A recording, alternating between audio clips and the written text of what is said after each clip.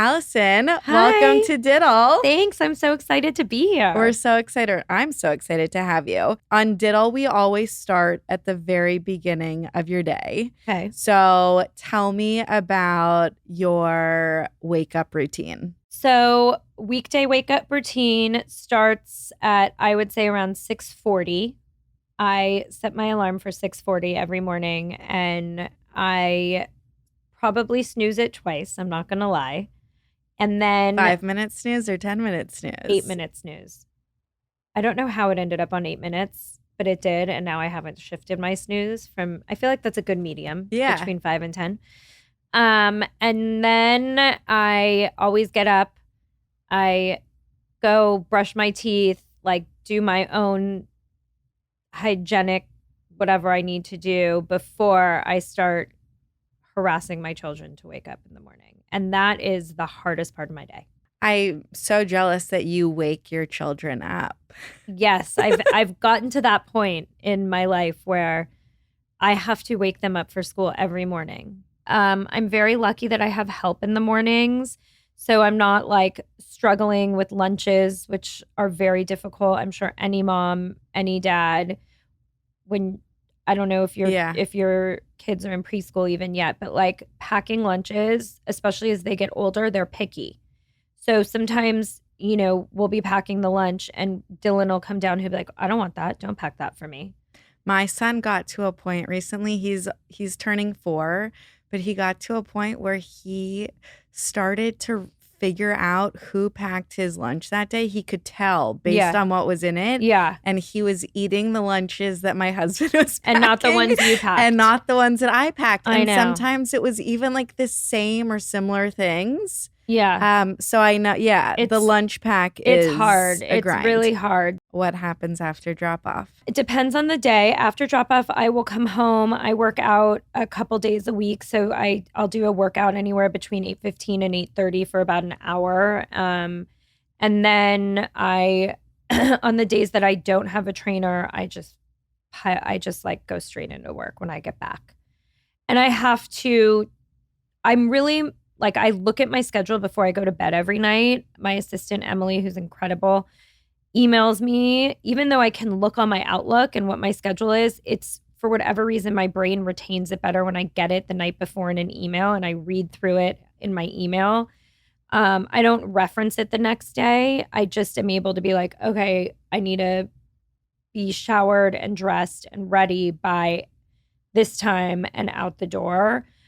Or I'll look at it and be like, oh, tomorrow's a day I'm going to work from home. Mm-hmm. And so the days that I work from home, I don't necessarily have to put the face on and put a cute outfit on and all of that. I mean, I still try to look cute when I work from home in my Skims sweats. I put that in my questionnaire. My go-to outfit, I wear matching Skims sweatsuits, and I'm not plugging that because she's my bestie. It's like genuinely I live in it, and I'm not kidding you. Even when I wear it to the office or I wear it to a game or whatever it is, people are like, you look so cute. More than when I'm fully dressed. Is there a specific sweatsuit Any matching sweatsuit is fantastic. Okay. Because you can get tops and bottoms in the same colors. So I like to wear one of their their Skims shapewear underneath it as like a full bodysuit tank. Then I put the sweatpants on, and then I put the sweatshirt on, and it is killer. At home and office approved. At home and office dinner approved. Yeah. Like one time I was in it and my husband was like, you want to go get dinner? I'm like, as long as I can wear this, we're going. Because I'm not changing. And breakfast? I don't really eat breakfast. I'm not a breakfast girl. Controversial, I know. Okay. And what about lunch?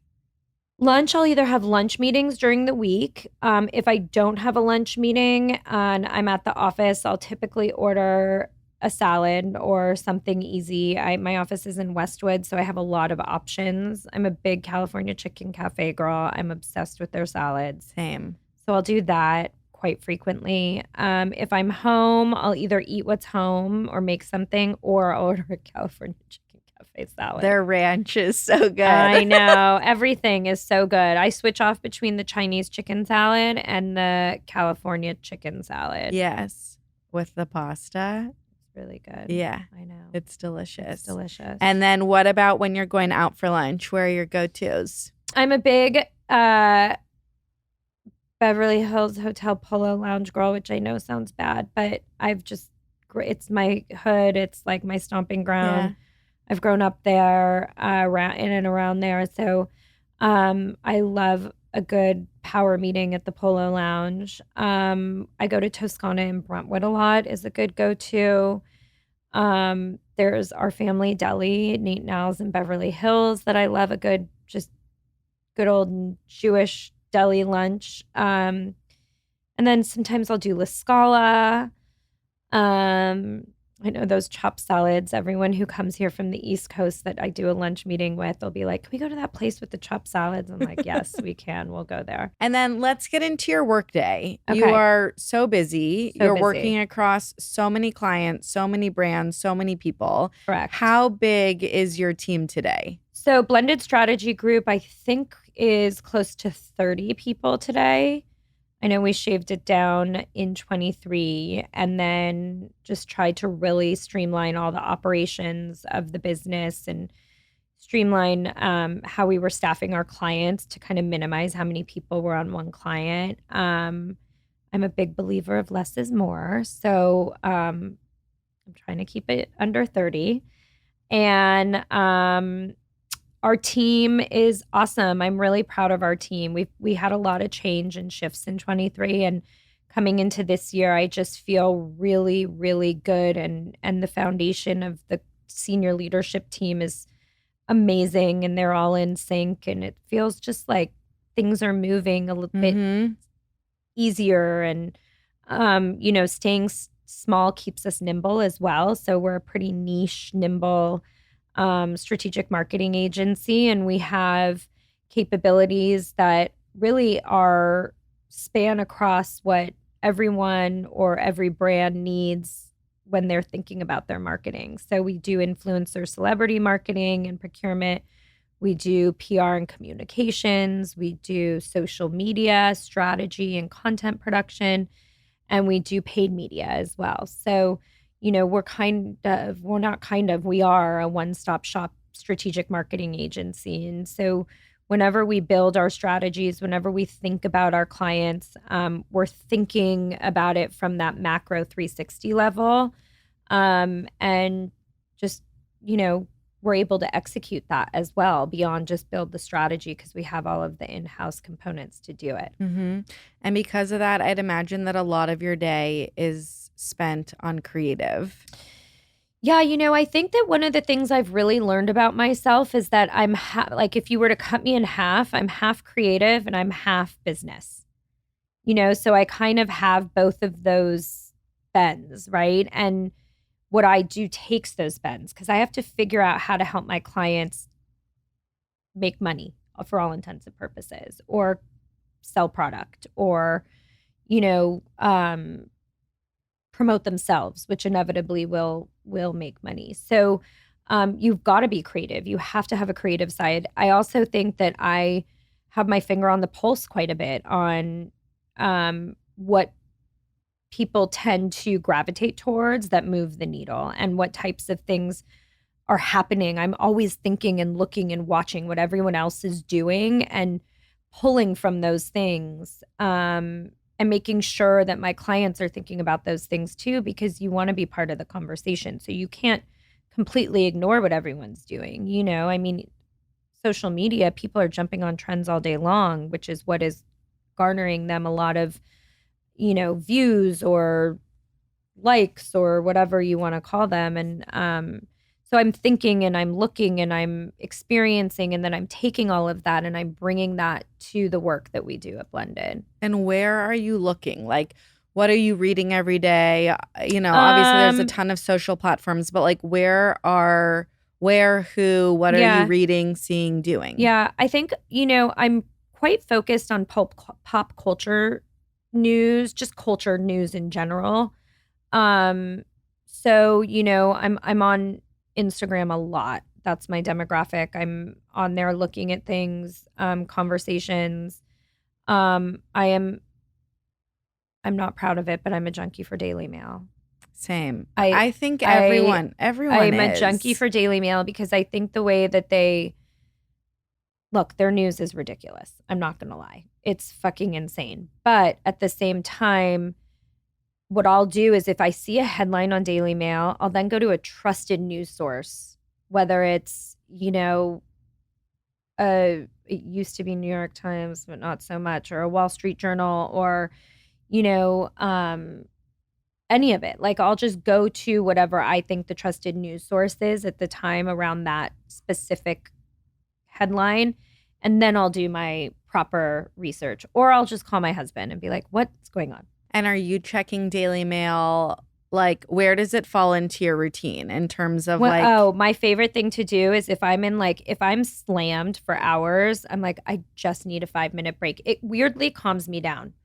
I'll be like, oh, just let me have 5 minutes to check my Instagram and look at Daily Mail. And I do it. And then I'm like back in the saddle. Are you on the Daily Mail app?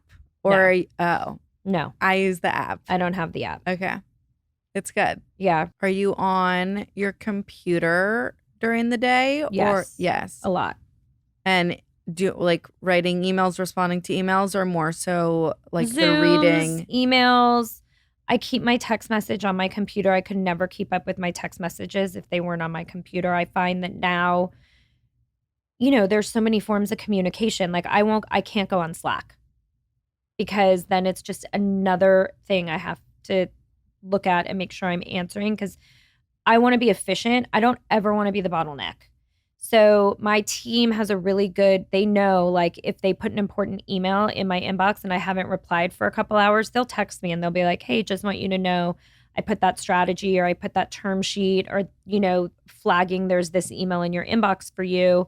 Want to make sure you get to it before end of day. Like people know that work with me. They know how to communicate with me in a way that is efficient. And what about before we started recording, you were telling me that pre all of this, you are a makeup artist. Yeah.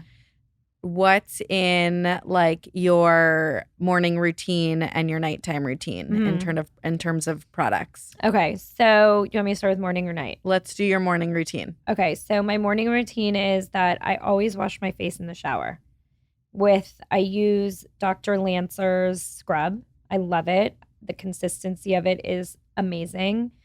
So I will always wash my face in the shower. And I know that this sounds quite crazy, but I also love just a plain bar of Dove soap. On your face? Sometimes on my face. Definitely on my body. But sometimes I will use it on my face. Like if I had a lot of makeup on the night before, even though I've washed my face, I'll still like just give it a good rinse with the Dove white. I can literally feel of like from back in the day using it. Like I can feel how squeaky clean it is. It feels after. I love it. I just love it.